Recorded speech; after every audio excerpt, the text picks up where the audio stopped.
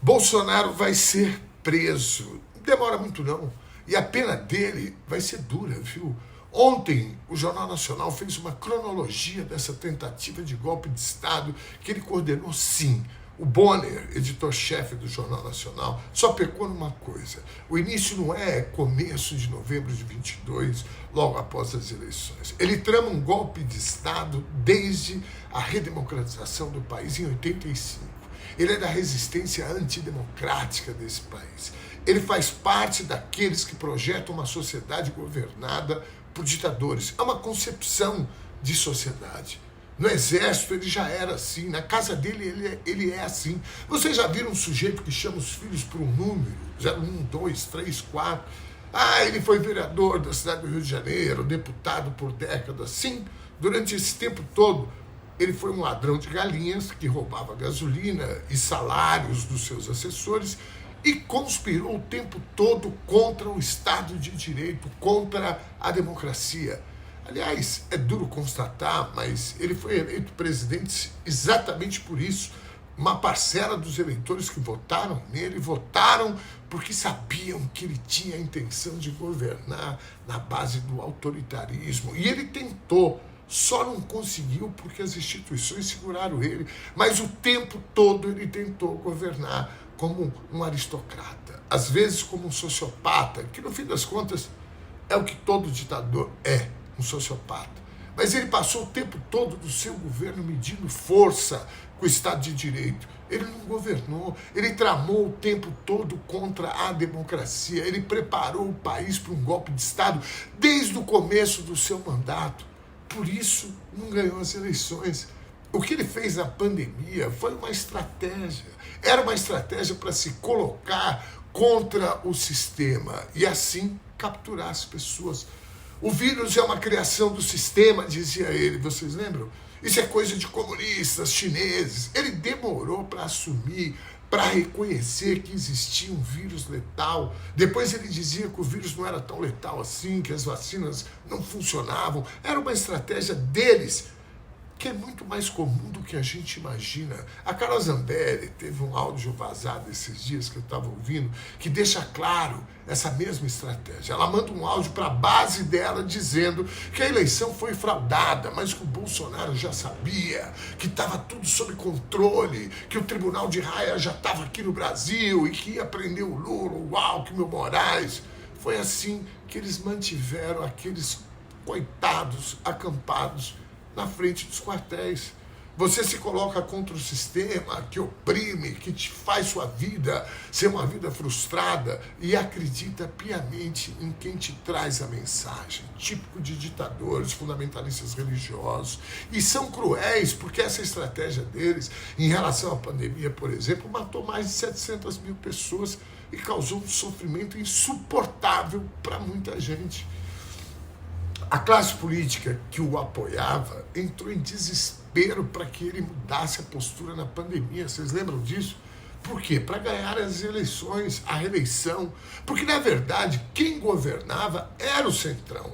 Era o que tem de pior na política desse país, que tocava o país. Lira, Ciro Nogueira, Onyx Lorenzoni, o Valdemar da Costa Neto, que vitaminou o PL, o partido de ladrões que hoje recebe milhões do fundo eleitoral, elegeu um bando de prefeito corrupto pelo país afora. Olha em Santa Catarina, a quantidade de prefeitos do PL afastados e presos por corrupção.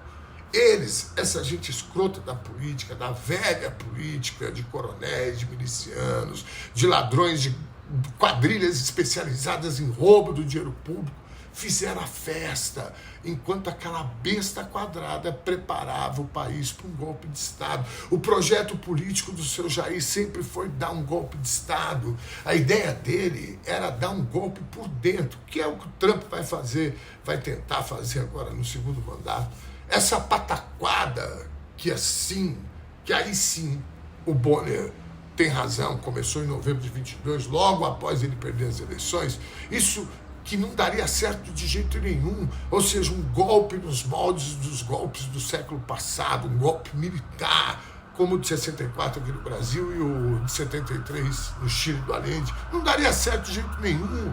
Primeiro que matar o Lula, o Alexandre de Moraes ou o próprio Alckmin, não seria tão fácil assim, porque tanto Lula como o Alexandre de Moraes, o Alckmin eu não sei, mas já naquela época andavam com um aparato de segurança preparado.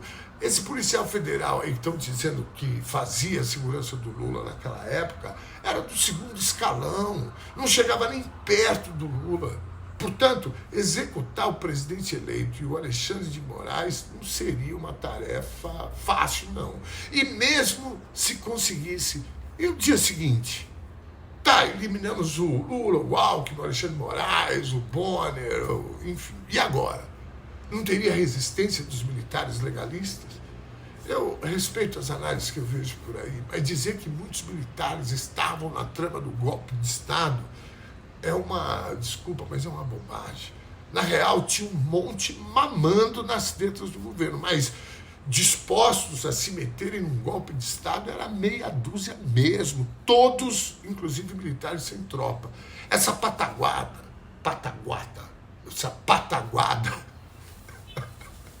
que assim, mesmo assim, não tira a gravidade, eles têm que ser presos e apodrecerem na cadeia, foi condenada pelo Bolsonaro, sim. Ontem, nessa linha de tempo cronológica que o Jornal Nacional fez, fica claro a coordenação do Bolsonaro, coordenação direta. Vejam, logo após a eleição, que foi no final de outubro de 22, no dia 9 de novembro, já tinha um documento com todo o plano de assassinato que eles cometeriam, a tal da Operação Punhal Verde e Amarelo. Ela foi impressa numa impressora no Palácio do Governo. Quando eu falo Operação Pataquada, agora sim, é por essas razões aí. Esse milico preso essa semana, o tal Mário Fernandes, Guides, Preto, que era o número 2 da Secretaria-Geral da Presidência, que imprimiu os planos da tal Operação Punhal Amarelo, Verde e Amarelo, era simplesmente o vice-ministro da Secretaria-Geral da Presidência, inclusive foi ministro interino. E o que é a Secretaria-Geral da Presidência? É a antessala do presidente da República, meus caros. Não é hora de tocar o telefone.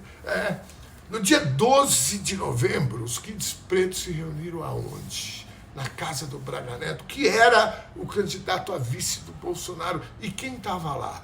O tenente-coronel Mauro Cid, que era o cara que carregava a pastinha do Bolsonaro, que a gente nem sabe o que tinha ali, atendia o celular, né?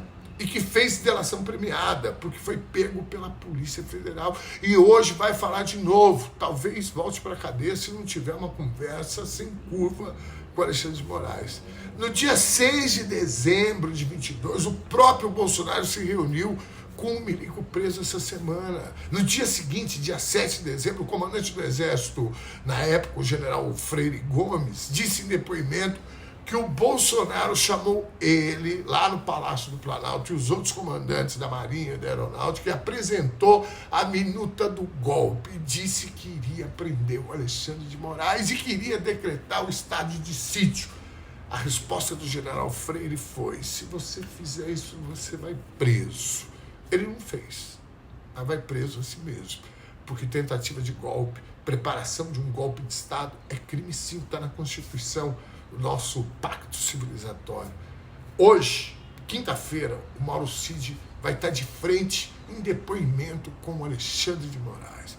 Ele está enrolando a justiça, ele fez um acordo de delação premiada, ou seja, se ajudar a justiça, ele tem a pena reduzida e algumas outras molezinhas, como aguardar o julgamento em prisão domiciliar, de tornozeleira, verde e amarelo e tal, mas em casa, com os filhos, com a esposa.